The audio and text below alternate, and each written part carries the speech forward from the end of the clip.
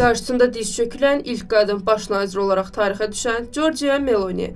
Son günlərdə Albaniyanın baş naziri Edi Ramanı diz çökərək qarşılaması ilə media gündəminə gələn Giorgia Meloni 15 yanvar 1977-ci ildə Romada anadan olub. Atası o uşaq yaşlarındaykən ailəni tərk edib.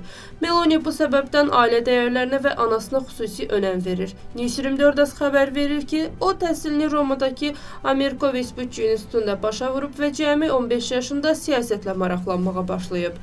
1998-ci ildə Roma Əyalət Şurasının üzvü seçiləndən sonra aktiv siyasi həyata qədəm qoyub və 2006-cı ildə parlament üzvü olub. 2012-ci ildə İtaliya Qardaşları Partiyasını yaradan və öz siyasi xəttini müəyyənləşdirən Meloni qısa müddətdə partiyasını İtaliyada mühüm qüvvəyə çevirir.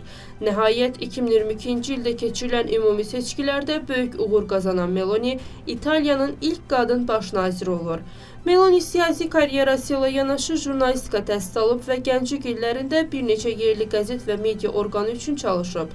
O, homoseksual evlilik, boşanma, ölkədə doğulanlara vətəndaşlıq verilməsi və marihuananın legallaşdırılmasının əleyhinədir.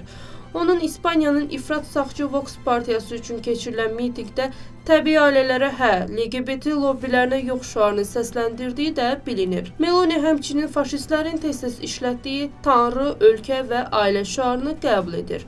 Onda qeyd edək ki, Meloni evli deyil və İtaliyalı jurnalist Andrea Giambruno ilə uzun müddətli bir münasibət yaşayıb. Onların bu münasibətdən bir qız övladları da dünyaya gəlib.